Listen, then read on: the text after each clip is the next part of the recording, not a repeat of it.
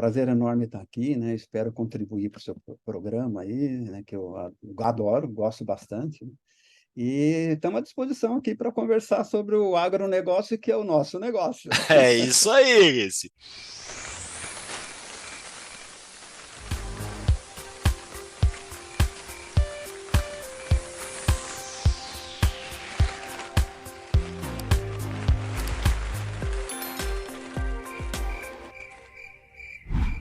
Rice, seja bem-vindo ao Agrocanal LFZ Consultoria. Oi, Esgoda, é um prazer enorme estar aqui com você novamente, né? Já faz algum tempo já que a gente não se encontrava, né? E, se não me engano, nós tivemos duas oportunidades, uma foi lá na Monsanto, né? E a outra, eu estava no aeroporto, eu te vi lá, nós conversamos um pouquinho, né? Depois eu saí assim por diante. Olha, prazer enorme estar aqui, né? Espero contribuir para o seu programa aí, né? Que eu adoro, gosto bastante.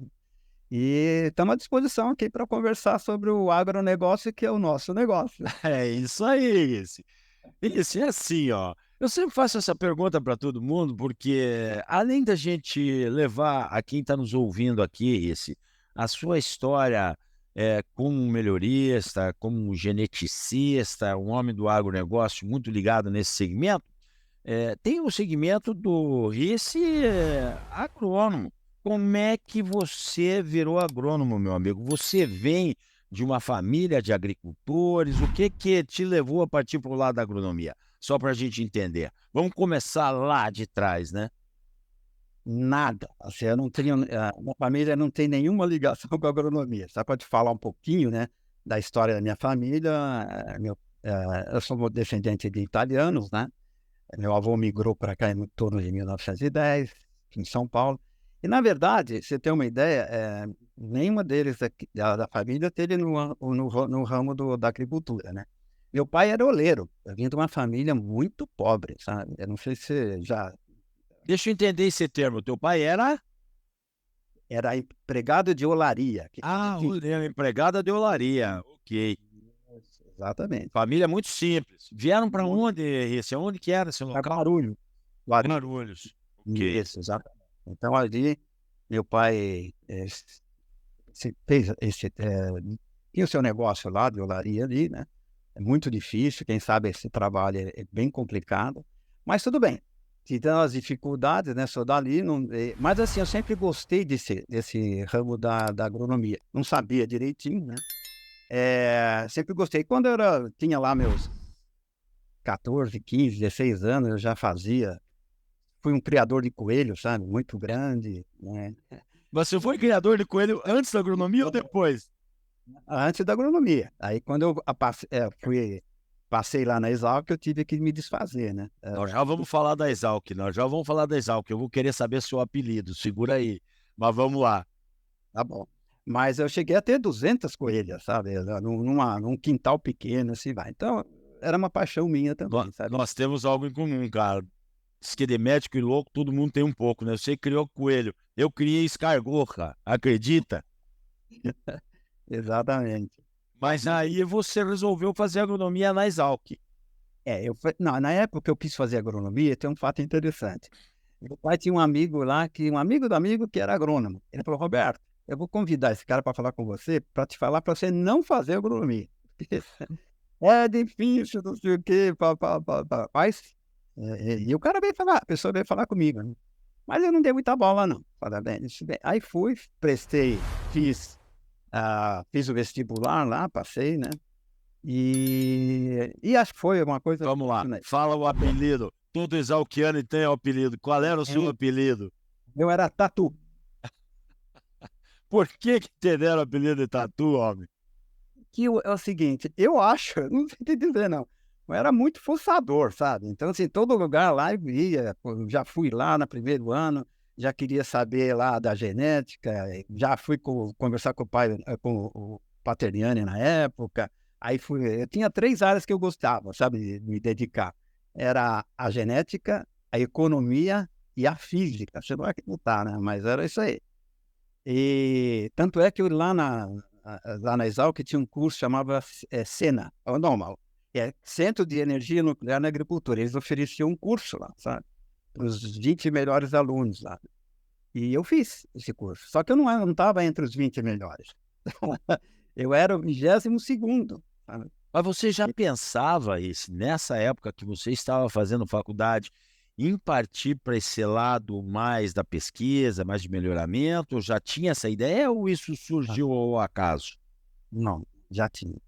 Eu sempre gostei dessa parte, lia tudo sobre genética lá no departamento. Tanto é que lá no departamento eu conhecia todo mundo, fiz amizade logo no primeiro ano, sabe? Então eu fiz um trabalho lá, interessante isso aí, chamava Cariótipo de Cebola, junto com o professor Bandel, né? Ele usa até hoje esse trabalho nas aulas dele, né? Ele deve estar aposentado agora também, né?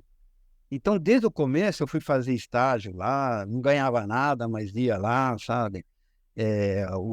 Essa história do Senna é interessante. O curso era para os 20 melhores, eu era o 22º, né? Mas eu não me conformei. Eu falei, eu vou fazer, né? E tinha uma bolsa, a bolsa era muito boa, né, nessa época. Aí cheguei para o coordenador e falei, não pode fazer como ouvinte? Ele falou, mas você não vai ganhar. Eu não quero, eu vou fazer como ouvinte, só isso daí. Mas como é que é? Deixa eu conversar lá com o conselho lá, né? Eles foram conversar, eles me aceitaram. Aí o que aconteceu? Depois 2 desistiram e eu entrei. Pô, que beleza. É Mas tudo na hora certa, né? Tudo na mão de Deus. foi um curso muito bom. Essa historinha um pouquinho lá no começo da Exalc, né? Mas Mas aí você se formou em 75, né? isso, E como é que a história da semente de jabuticabal foi a primeira história ou você fez algo antes ainda, depois de formado? fiz o seguinte, formei em 75 e na época eu entrei na Embrapa. A Embrapa me contratou e para fazer o pós-graduado lá, para fazer o mestrado lá na genética, tá? Então, a Embrapa me pagou todo o curso lá. Entendi. E tinha 2 anos. E o que aconteceu? Isso foi em 77, começo de 77, a CIBA estava procurando um melhorista, tá? E eles foram lá na Exalc conversar com o Pateriani, Zé Branco, os professores lá, né? E eles me indicaram. E, e aí o seguinte, aí começou a história na CIBA. Só que o seguinte, como eu fiz o mestrado lá pela Embrapa, se eu saísse, eu tinha que devolver todo o dinheiro para eles. Entendi. Tá? É um contrato que a gente tinha. Ou você trabalhava pelo mesmo período que você estudou, ou você tem que devolver. E primeiro, foi interessante isso daí, porque nessa época eu já tinha praticamente terminado lá os créditos, né, para fazer o mestrado, e a Embrapa me mandou para Rondônia para fazer melhoramento de mandioca. Eu estava recém-casado e Quase matou a mulher, né, cara? Ir para Rondônia, a mulher deve ter adorado, né? Vamos para Rondônia, mulher, fazer melhoramento de mandioca. Ela falou, eu casei com o louco mesmo, né? Mas vamos. mas eu não queria isso aí. Mas tudo aí, como que eu ia fazer? Mas aí eu abri o jogo lá com o diretor na época, que era o Walter Turing, falou, Antônio, seguinte, eu tenho esse compromisso com a Embrapa, eu tenho que pagar. Ele falou, quanto é que é? Eu falei, eu vou lá, fez as contas e tal. Deixa que nós vamos pagar. Eles devolveram todo o dinheiro para a Embrapa. Acho que foi um dos poucos que devolveram. Aí eu entrei na CIBA. Foi exatamente isso aí. Aí fui trabalhar em Matão, né, no estado de São Paulo. E ali começou a história com a semente de jabuticabal, tá? Que ela tinha comprado, mas tinha comprado também uma fazenda que era do IRI, tá? Que é ali em Matão, né? E então eu ia... eu mudei para Araraquara, porque Matão eu nem conhecia direito também, nessa época, hein? E eu ficava viajando para Jabuticabal e assim por diante, tá? Ali eu formei uma equipe, contratei, na época, ele aposentou recentemente da Singenta, né? Os técnicos trabalhavam comigo, o Frigone, tinha o Sérgio, tinha o Miguel, uma turma lá, o Yasu, tinha uma turma boa, sabe? A gente foi muito pegador. Ali, a CIBA sempre foi muito forte, né? Essa equipe, nós somos uma equipe muito boa, mas de execução, sabe? Ali... Aos que, assim, esse só dando um alô aos que são mais jovens, a Ciba-Geigy era uma empresa suíça, né?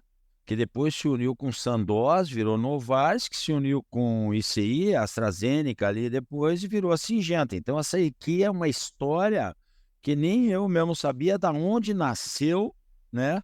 A Syngenta Seeds. Então, vamos assim dizer que você quase que é o pai da Syngenta Seeds. Eu diria que sim, sabe? Porque quem começou lá fui eu. quem montou as estações experimental. Quando eu falo eu e uma equipe, né? É, lógico, né? Teu time, né? Mas tem uma história bacana. O Daniel Glatt, né? Ele foi contratado, estava eu e o Wilhelmus, né? Que era responsável. O Wilhelmus era meu chefe lá, né? Meu diretor. Nós contratamos o Daniel Glatt. Então eu fiquei muito amigo do Daniel, tenho amizade com ele até hoje, caminhamos aqui desde uma figura, né? Um abraço aí, Danielzão. Ele, né? É uma admiração muito grande que eu tenho por ele. E assim vai. Então, Deve estar triste, né? Torcedor do Botafogo, né? Ontem eu vi, né? O cara mandou um zap. Olha o fogão com a taça.